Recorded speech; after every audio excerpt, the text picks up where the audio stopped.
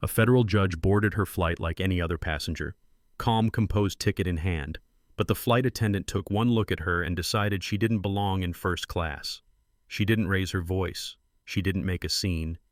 She simply sent one quiet message. "Pull up FAA regs, I need names." By the time the plane landed, the airline was in full damage control mode, and the woman they humiliated was standing beside two federal officers, not as a suspect, but as the judge. Tell us in the comments where you're watching from, and don't forget to like, subscribe, and turn on the notification bell. Because stories like this, they're not just stories, they're reminders. The low hum of morning traffic outside Reagan National Airport mixed with the shuffle of rolling luggage and murmured gate announcements. Inside Terminal B, travelers bustled with purpose, checking phones, scanning schedules, sipping coffee from paper cups. Among them moved Judge Corinne Whitaker, dignified black woman, 63 years old, federal appellate judge for the United States Court of Appeals.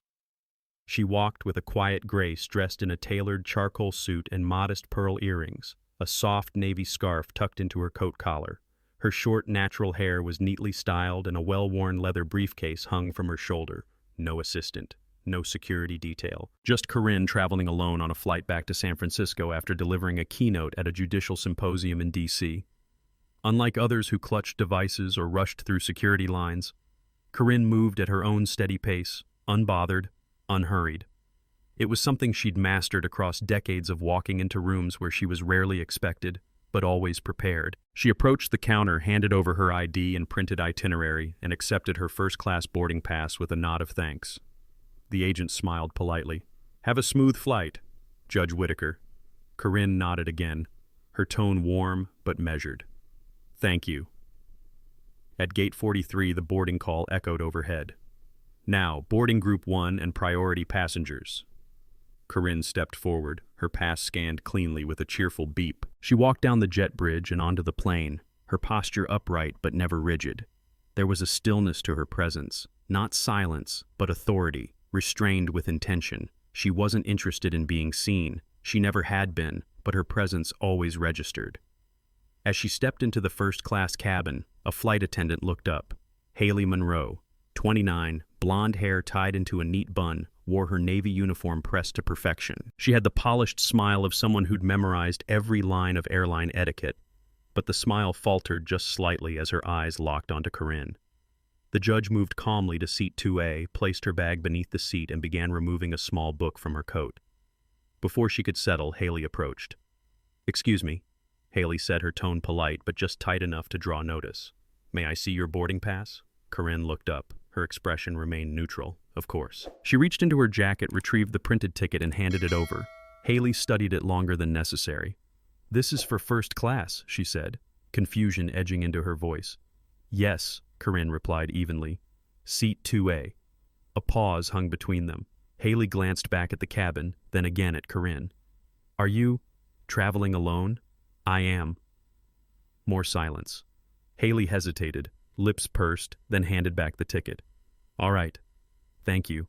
Corinne said nothing else. She tucked the ticket into her coat pocket and resumed her quiet settling in. Across the aisle, a businessman in 2B looked up briefly from his phone, then quickly backed down. A woman in 3A lowered her coffee cup slowly. The tension was small but perceptible, the kind that slips into a room not with shouting, but with doubt. From the galley, a senior flight attendant peered down the aisle, having caught enough to register discomfort, but she didn't approach. She didn't intervene. Judge Corinne Whitaker smoothed her scarf, opened her book, and began to read, not because she'd forgotten what had just happened, but because she refused to carry the weight of someone else's suspicion. She had flown 100 flights before, but today she could already feel it. This one would be different. Corinne Whitaker had barely turned a page when the familiar click of low heels returned. The flight was still boarding, but the quiet stir of passengers finding their seats had faded just enough for the moment to register. She looked up, book still open in her lap. Haley Monroe stood before her again, clipboard in hand, now her smile tightly stretched, overly rehearsed. It didn't reach her eyes. "Judge Whitaker," she said, voice just loud enough for the surrounding passengers to hear. "I'm so sorry, but there's been an error with your seat assignment." Corinne raised one eyebrow only slightly. "An error?" "Yes. It looks like the system double-booked this seat. There's been a ticketing mix-up." Haley continued, still performing pleasant professionalism. though her tone had slipped into something more brittle, more insistent. "Is that so?" Corinne asked, keeping her voice calm, unshaken. Haley held out a printed manifest but didn't offer it for closer inspection. "Unfortunately, I'll need to ask you to move to the main cabin so we can resolve the issue before departure." Passengers in nearby rows turned their heads slowly, pretending to look out the windows to reach for overhead bins, anything to avoid being part of the moment that was beginning to take shape. But the air in first class had changed. It was no longer quiet. It was thin. Corinne closed her book slowly, marking her place with a receipt folded twice. "My boarding pass says seat 2A. I scanned it. I was permitted to board." "I understand," Haley said quickly, "but there was a system override. These things happen. It's best we handle this now." Across the aisle, the man in 2B shifted in his seat, staring harder at his phone screen as if willing himself out of visibility. In row 3, a woman with a designer tote bit her lip, her gaze darting between Corinne and the attendant. No one spoke. Corinne looked at Haley, then down at her own lap. Slowly, deliberately, she placed the book into her bag. She stood. There was no flash of anger, no protest in her tone or posture, only a stillness that made the moment feel larger. She lifted her briefcase and adjusted her scarf. Haley stepped back clearly, relieved to avoid confrontation. As Corinne walked up the aisle and turned toward the rear of the plane, the whispers started. Not loud, not obvious, but there. A ripple of discomfort passed through the cabin. A child near row 5 whispered to her mother, "Why is that lady leaving first class?" The mother hushed her quickly. Farther back, a woman glanced toward her partner. "That didn't feel right," she muttered. Yet no one stood. No one questioned. No one intervened. Corinne reached seat 28C, a middle seat between a heavy-set man with noise-canceling headphones and a teenager glued to his phone. She set her bag beneath the seat, adjusted her coat, and sat. She didn't sigh. She didn't fidget. She folded her hands gently in her lap and stared straight ahead. The cabin crew resumed their final checks. The captain's voice came over the intercom. None of it reached her. In her mind, she played the moment again, not because she was confused or hurt, but because it had all been so familiar, so calculated. She hadn't needed to shout. She never did. And that's what made it powerful. The hum of the cabin seemed louder in the back. The engines hadn't started yet, but the quiet discomfort among the passengers buzzed like static around Corinne Whitaker. She sat in seat 28C, upright, composed, but inwardly alert.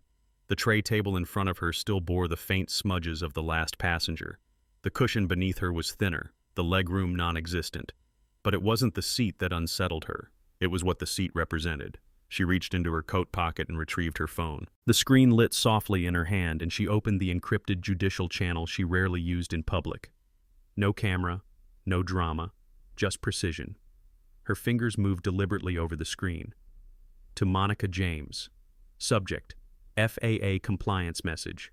Pull up FAA regs on ticketed seat removal. I need names. Gate 17, Flight 462, quiet review. She hit send and returned the phone to her lap. Monica, her clerk of 7 years, had only received messages like that a handful of times. Each one meant something serious had happened, something quietly unlawful wrapped in a bow of false protocol. Monica didn't reply. She didn't need to. Corinne knew she was already searching. From the front of the plane, the soft tinkling of laughter filtered through the cabin. Corinne didn't look up, but the voice was familiar. Haley Monroe, the flight attendant who had removed her just minutes ago. She didn't even argue. Haley chuckled to another attendant near the galley curtain. Thought she could just sit up front like that. Some people really think they're owed something. The other attendant, a sandy-haired man named Brett, offered a shrug. Maybe she bought the wrong ticket. Haley smirked. Nope. Ticket matched. Still didn't look like she belonged. They both laughed softly. It was just loud enough for seat 26B to hear. A young woman with earbuds in one ear pulled the other out, glanced back, then forward again. She didn't say anything. Corinne's eyes remained closed, but she had heard every word. She wasn't surprised. She had heard variations of it for most of her career. Sometimes in parking lots, sometimes in courtrooms. Not always cruel, not always overt, but always familiar. She had argued before appellate panels where opposing counsel assumed she was the assistant. She had been handed car keys by strangers in courthouse lobbies. She had been told the judge will be right with you while standing in front of her own bench. But today was different. Today she wasn't in robes. She wasn't behind the gavel. She wasn't guarded by title or courtroom protocol. Today she was just a black woman in seat 2A, or rather 28C. The injustice of it didn't sting anymore. It burned differently now, low, steady, controlled. She didn't allow herself the luxury of outrage. She didn't need it. What she needed were facts. The FAA had strict guidelines about forcibly moving passengers from assigned seats without cause, especially first-class ticket holders. The moment the flight attendant had failed to cite a verifiable reason, a violation had already begun to unfold. And if the manifest was manipulated to reflect a false double booking, that wasn't a misunderstanding. It was misconduct. She folded her hands gently over her lap as if in meditation, though her mind raced with judicial clarity. In the first-class galley, Haley continued her rounds, oblivious to the shift in air pressure, not in the cabin, but in the trajectory of consequences about to unfold. Corinne didn't need to speak for the plane to feel her presence. She had sent her message. The wheels had turned, and this time she wasn't letting it slide. The cabin lights dimmed slightly as the aircraft leveled off at cruising altitude. Corinne Whitaker sat upright in her economy seat, eyes closed, posture composed, hands folded gently in her lap. Though her body was still, her mind was anything but. Each mile the plane crossed seemed to carry with it the weight of something unraveling quietly but unmistakably. A soft shuffle beside her made her glance up.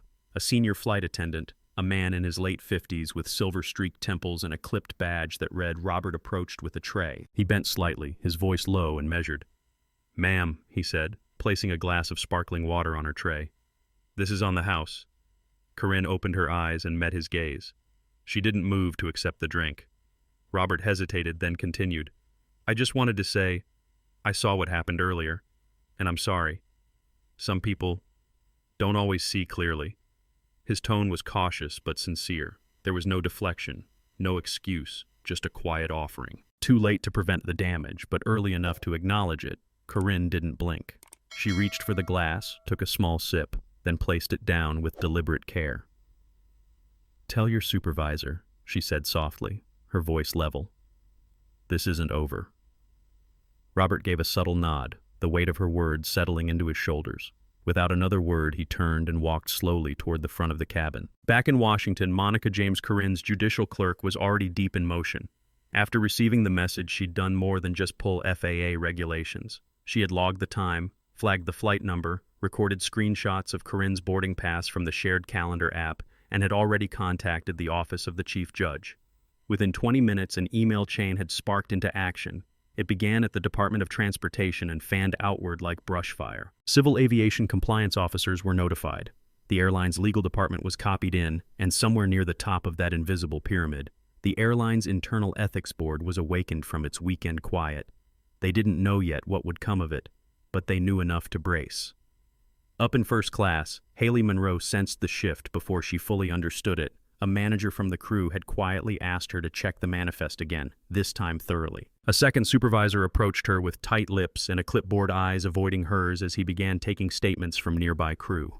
She forced a smile as she passed down the aisle again, offering drinks, nods, and the practiced warmth of someone trying to erase the memory of something ugly, but nothing erased the whispering. Not this time. Corinne remained silent, her gaze fixed on the tray table in front of her. She was no stranger to this kind of power dynamic. In her decades on the bench, she had witnessed many reversals of authority, but never one like this, 30,000 feet in the air. The insult had been public. So would the response. She wasn't seeking spectacle. She wasn't even angry. What she carried in her chest wasn't rage, it was resolve. And while the passengers read books, napped, and scrolled their phones, the quiet storm continued to grow. Not in shouts or confrontation, but in every delayed email opened by a compliance officer, every crew whisper exchanged behind the curtain, every nervous glance sent toward a poised black woman in row 22C. The skies were calm, but the air had already shifted, and everyone could feel it. The announcement crackled overhead as the plane began its gradual descent toward San Francisco International Airport. "Ladies and gentlemen, we've started our initial approach. Please ensure your seatbelts are fastened, tray tables stowed, and carry-ons secured." Passengers stirred, heads lifted, devices clicked off. The usual ritual of arrival, but row 22C remained still. Corinne Whitaker looked out the window, her reflection faint in the glass overlaid with the fog-kissed lights of the Bay Area coast below. The city waited like a witness, and she once again was about to step into the center of a moment she hadn't asked for but would not shrink from. In the cockpit, Captain Jeremy Owens adjusted his headset as a discreet message flashed across the internal comm panel. It wasn't from tower control. This came from higher up. Directive passenger Whitaker seat 22C to remain on aircraft for FAA debrief. Handle with discretion. Flight attendant Monroe to be escorted separately for compliance questioning. FAA liaison. Gate Ops SFO. The captain exhaled slowly, muttering under his breath. Well, here we go. He tapped the acknowledgement key and turned to his co-pilot. We've got some special guests waiting at the gate. Security, the younger man asked. Worse, Owens replied. Accountability. Back in the forward galley, Haley Monroe was folding a stack of paper towels with unnecessary precision. Her jaw was tense. She could feel eyes passengers' crew even. Robert, the senior attendant, glancing at her more often than they had earlier in the flight. Something felt off, but she hadn't received any official word yet. In economy, Corinne sat composed, the soft buckle of the seatbelt resting across her waist like a quiet line of command. She had just received a gentle tap on her shoulder. Robert again. This time his voice was careful. Judge Whitaker, he said deliberately, using her title. When we land, we've been asked to have you remain seated for a few minutes. There are 2 FAA officials waiting at the gate. They'd like a brief word with you. Nothing formal. Just a conversation. Corinne met his eyes. Of course, she replied. Calm as ever, I understand the process. Robert nodded once, the tension in his face softening just a touch. He walked away without another word. Corinne's gaze drifted back to the window. The runway was now visible, rows of lights blinking through the dusk. She didn't need to guess what would happen next. She had seen these scenarios unfold in courtrooms and policy meetings across her career, but this time she wasn't the one reading the files. She was the subject of them. As the wheels touched down with a gentle thud, the cabin briefly jolted with the friction of return. Passengers clapped, a few laughed nervously, and devices pinged back to life. To most aboard, the flight was over, but for Corinne and one flight attendant, it was just beginning. In the jet bridge just beyond the gate, 2 FAA compliance officers waited. Both wore dark suits, regulation badges clipped to their jackets, and held slim tablets that blinked with incoming alerts. One of them, a tall black woman named Dana Reeves, reviewed the preliminary summary again. Passenger relocated from assigned first-class seat. Ticket verified. No justification recorded in manifest. Witness accounts pending crew logs incomplete. She didn't sigh. She didn't frown. She simply said, "Let's do this cleanly." As the aircraft taxied to a stop, Corinne sat still, no longer just a passenger. She had become a case, and the reckoning was about to board. The cabin door swung open with its usual hiss and clunk, the sound triggering an immediate surge of motion. Passengers stood stretching limbs and gathering belongings. Overhead bins popped open like jack-in-the-boxes, revealing carry-ons and coats in a controlled frenzy of departure. In the aisle, people murmured their polite goodbyes to the crew, oblivious to the quiet storm waiting just beyond the jet bridge. Haley Monroe stood by the galley, arms folded casually, a practiced smile still painted across her lips. She leaned toward her colleague James and whispered, "Another smooth landing. No thanks to entitled passengers." James didn't answer. His smile was tight. His eyes flicked toward the front where the gate was still closed off by 2 men in suits. Haley hadn't noticed them yet. Then came the moment. A voice-firm official cut through the murmur. "Ms. Monroe." She turned, still half smiling, her brows lifted. "Yes." A uniformed security officer stepped forward, badge clipped to his belt, FAA identification visible under his jacket. He didn't raise his voice. He didn't need to.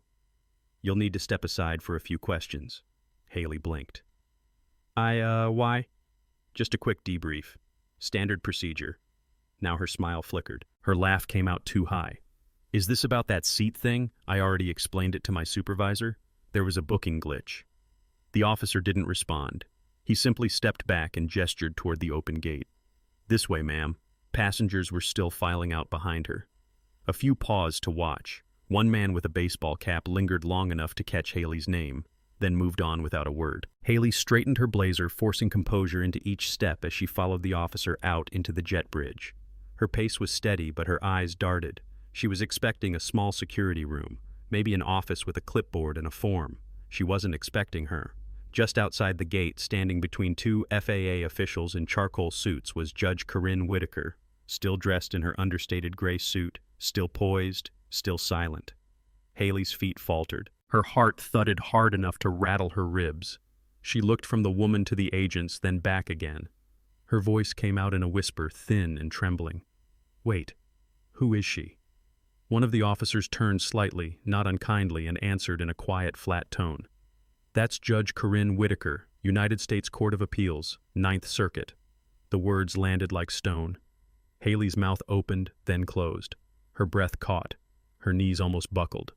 Not just a judge, a federal appellate judge, one of the most respected legal minds in the Western region, a woman with decades on the bench with decisions that had shaped national precedent, and she had moved her, had questioned her, had laughed about her in the galley. Corinne met Haley's gaze without blinking. Her expression was unreadable, not smug, not cold, just quietly exact. For a moment, Haley forgot how to stand. Her body wanted to vanish. Her mind scrambled for excuses, for context, for anything to soften the blow. But there was nothing left to say. No one had shouted. No one had argued. And yet the damage had already been done. Documented, witnessed, and now fully realized. Haley's cheeks flushed with heat and humiliation. The weight of what she had triggered now pressed down with unbearable clarity. Corinne didn't gloat. She simply turned to the agents and said, "I'm ready when you are." The officer beside Haley nodded. "We'll speak with you separately, Ms. Monroe." The hallway felt narrower now, the air heavier. And Haley. She wasn't walking into a routine anymore. She was walking into a reckoning. The boardroom at Sky Atlantic Airlines corporate headquarters in San Mateo, California, was not built for crisis, but it had seen its fair share. Now at 7:42 a.m., it was filled with tension sharp enough to cut steel. CEO Martin Raines sat at the head of the long walnut table, his tie already loosened, sleeves rolled to the elbows. His fingers drummed once against the FAA incident report before he flipped it open again. Slower this time, scanning the highlighted lines with a growing knot in his chest. "Can someone tell me how the hell this happened?" he asked, not angrily, just tired, clipped, stunned. No one answered right away. Around him, executives shifted in leather chairs, eyes darting between binders. Emails and the flat screen mounted on the wall where paused footage from the flight had been captured. Security cam time-stamped silent. A grainy image of a composed black woman handing over her boarding pass. Another of the young flight attendant frowning, not scanning it, not checking, just gesturing her toward the back of the plane. Martin stabbed his finger at the screen. "That's the moment," he said. "She had the seat. It's right here." He lifted the printed manifest. Corinne Whitaker 2A, confirmed twice. Internal logs show it was scanned at gate 17. But Haley Monroe never verified it. She saw the passenger made a judgment and forced a reassignment. He looked up. She removed a federal judge from first class. The room held its breath. Maya Liu, head of legal, cleared her throat gently. "We're compiling the full timeline now, but FAA compliance has already flagged us for procedural failure under Code 117B. And now that they've confirmed Judge Whitaker's identity, this isn't just a PR nightmare, it's legal exposure." "We've had discrimination complaints before," said Rob Castillo, head of PR, tapping his pen nervously. "But nothing on this level. This is judicial oversight. There's already movement on Capitol Hill. Transportation. Subcommittee is asking questions." Martin leaned back, exhaling hard through his nose. "What's our current risk?" "Depends how she responds," Maya said. "If she posts, if she speaks publicly, this will go nuclear in hours." But so far, nothing. The silence drew everyone's attention. "No post," Rob asked. "No tweet, no comment, no statement. Nothing from her or her office," Maya replied. "And frankly, that's what makes this worse." Martin nodded grimly. "She doesn't need to post." The silence is louder than outrage. He tapped the incident file again. "She's not trying to shame us. She's letting the facts do it for her." "And they're damning," Rob added. The camera caught the whole thing. Haley never even tried to verify. She went off instinct. "That's hard to spin." Martin stood abruptly and paced toward the window. The sun was just beginning to push through San Mateo's fog, but the day already felt like it was falling apart. He turned. "What do we do?" "We suspend Haley immediately," Maya said. "Launch a formal internal investigation issue. A statement acknowledging the incident. No spin, just fact. And we request a closed-door meeting with Judge Whitaker on her terms." Rob hesitated. "What if she refuses to meet?" "Then we wait," Maya said. "And we pray she doesn't go public before we've done something concrete." Martin crossed his arms, eyes narrowing. "No," he said finally. "We don't wait. Draft the statement now. Acknowledge the mistake. Don't mention her name unless she allows it, but we lead with accountability." Everyone at the table nodded as they moved to their laptops and phones. The room buzzed with urgent, nervous energy. Martin sat again, rubbing his temple. A federal judge wrongly displaced by one of their own. She hadn't made a scene. She hadn't raised her voice, and yet somehow her silence was the loudest alarm he'd heard in 15 years as CEO, and it was just beginning to ring. The view from Corinne Whitaker's hotel suite on Nob Hill overlooked San Francisco like a quiet promise. The skyline shimmered beneath early evening light, but inside the room was still thick with thought and the soft tapping of laptop keys. Corinne sat cross-legged on the sofa, her charcoal blazer draped neatly over the armrest. In front of her, the screen glowed with a policy draft, one she had started months ago but never finalized. The title, Preliminary Framework for Federal Oversight on Implicit Bias in Commercial Aviation. Tonight the words came easier. Her glasses perched low on her nose, and the soft light from a nearby lamp framed her silver-streaked curls. She wasn't angry, not in the way people often expected. There was no pacing, no muttering, just a profound, practiced focus. Every so often her phone buzzed on the coffee table beside her. First an email marked urgent from the airline's legal counsel. Then a message from FAA compliance. "We deeply regret the incident. Judge Whitaker, a senior liaison is available at your convenience." A voicemail from a CNN producer followed. "We'd love to offer a platform for your voice in this national conversation." She didn't answer any of them. Instead, she opened a new document and began typing a formal complaint. Structured, precise, citing FAA regulation codes, the seat manifest, and the behavior of cabin crew. Her tone was not punitive, it was surgical. In the next room, a young voice broke the silence. "Are you going to sue them?" Aria's head peeked through the doorway, her curls pulled into a loose bun. Law textbooks still open on the bed behind her. Corinne glanced over her reading glasses. "Excuse me." Aria stepped in fully now, barefoot, clutching a mug of green tea. "The airline," she said. "After everything they did to you, the public embarrassment, the assumptions, you could own half their boardroom by next year if you wanted to." Corinne smiled faintly and leaned back. "That's not the goal," she said softly. Aria frowned. "Then what is?" Corinne tapped a few words onto the screen, then turned it slightly toward her goddaughter. Aria squinted, reading the document's title. Request for Judicial Review, Commercial Bias Protocol. She blinked.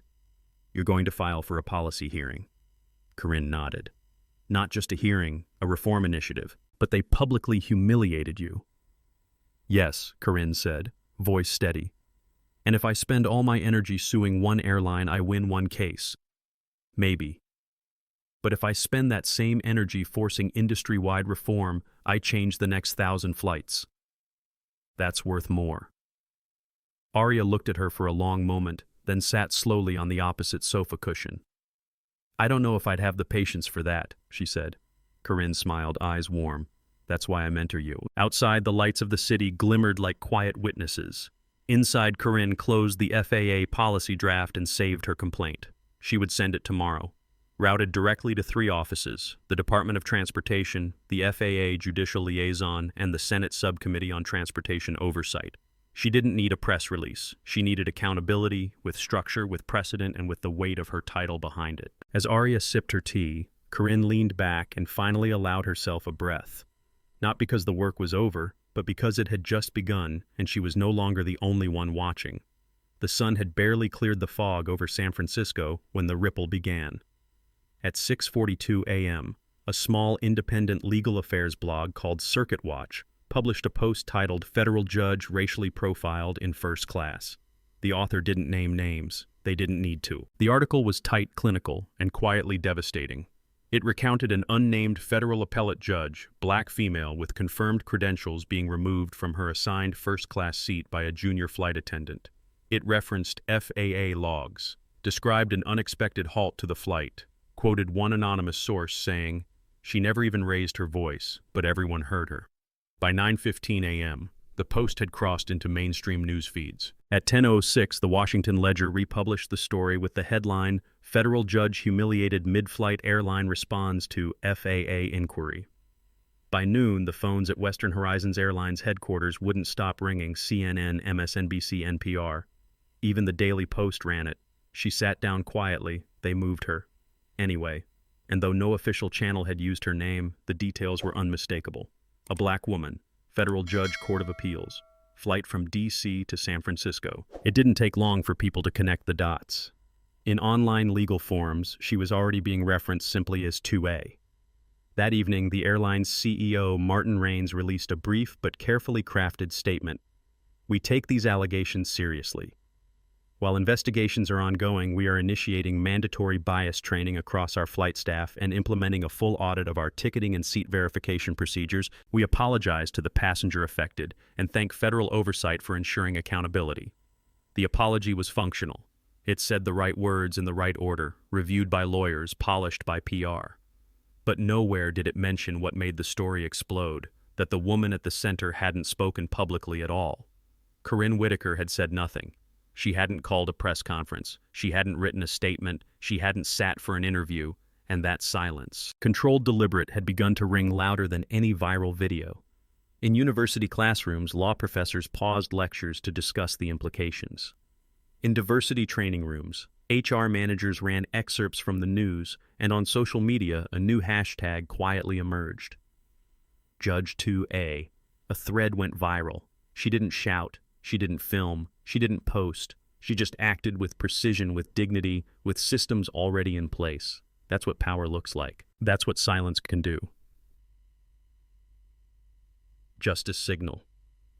In airports across the country, flight attendants shared the story in whispered tones behind check-in counters. Some asked nervously, "Do you think she'll sue?" Others with quiet admiration said, "She doesn't have to look at what's happening already." Back in her suite, Corinne read none of it. She was on a call with the Senate Subcommittee on Transportation Oversight, reviewing language for a proposed amendment to the FAA's anti-discrimination clause. "We need teeth in this policy," she said calmly. "Not just training, measurable enforcement." "Yes, Judge Whitaker," came the voice on the other end. "We're listening." She clicked the call off. A few moments later, Aria stepped in holding a copy of the Washington Ledger folded under her arm. "It's everywhere," she said, her voice a mix of awe and disbelief. "They're calling you the judge who moved a plane without standing up." Corinne smiled faintly. "I never wanted that title." "You didn't ask for it," Aria replied. "But you earned it." Outside traffic moved quietly beneath the hotel windows. Inside, the echo of one seat. 2A continued to move through the country like a verdict, and Corinne Whitaker, still silent, was being heard louder than ever. 1 week later, the storm had quieted, but its imprint remained in a grand hall at the American Judicial Leadership Conference in Philadelphia. The air buzzed with quiet anticipation. Judges from across the country had gathered for the panel titled Institutional Bias, Power Perception, and the Bench. The ballroom was packed more than usual for this topic. At the center of the stage sat Judge Corinne Whitaker. She wore a deep navy blazer with a soft gray blouse, her hair pinned back with care. No entourage, no podium flourish, just presence. She waited until the moderator finished the introduction, then leaned gently toward the mic. "I hadn't planned to speak today," she began, voice calm even. "But recent events have clarified a few things. There were no flashbulbs, no clamor, just quiet. The kind of quiet that says we're listening. I was removed from a seat I paid for," she said simply. "Not because of a mechanical error, not because of a safety protocol, but because someone looked at me, looked at my coat, at my skin, and made a decision." She paused, letting it land. "They didn't ask questions. They didn't scan my ticket. They assumed. And in that moment, dignity mine was treated like it could be reassigned."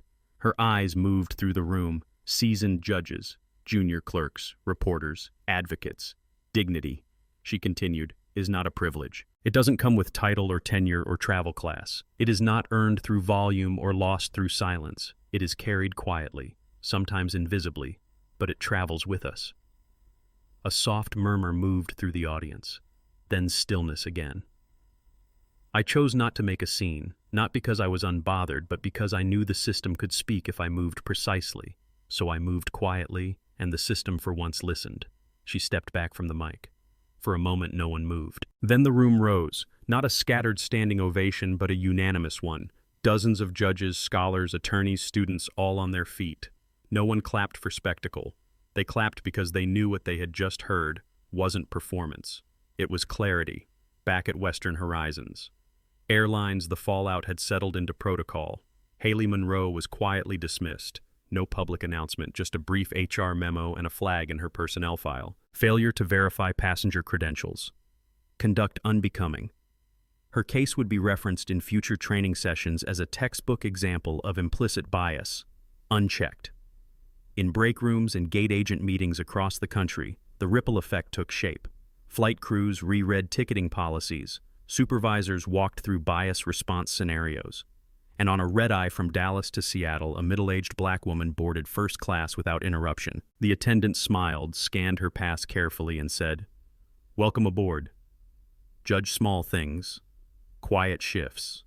Not because someone shouted, not because media storms forced a hand, but because someone refused to be erased." Corinne Whitaker returned to her chambers the following Monday. A new intern was waiting, nervous and eager. As they walked the corridor, she paused at the framed quote outside her office, one she'd chosen years ago. "Justice doesn't raise its voice. It waits to be recognized." She looked at it then at her intern. "Remember that," she said. "It's not just about rulings. It's about presence." Later that week, the FAA formally adopted revisions to its in-flight conduct policy. The memo included new verification procedures and mandatory bias training titled Whitaker Reforms. The name wasn't hers doing, but it stuck. And somewhere in a coffee shop in Minneapolis, a young black woman read the news and whispered to herself, "So that's what strength looks like." The seat was just 2A, but the message, it traveled far beyond the aisle. If this story moved you, please like, comment, and subscribe for more stories that expose injustice with quiet power. This wasn't about a seat. It was about how quickly dignity is questioned when it wears the wrong skin color, and how silence, when wielded with wisdom, can shake entire systems. It reminds us that bias doesn't always shout. Sometimes it whispers in uniforms, in gate agents, in assumptions that go unchecked. That's why we need to speak up even without raising our voices. In our daily lives, let's recognize the silent wrongs. In our workplaces, let's advocate for the ones no one watches. And as a community, let's build systems where dignity doesn't depend on perception, because justice doesn't always arrive with noise. Sometimes it walks down the aisle calm and composed and makes the world pay attention.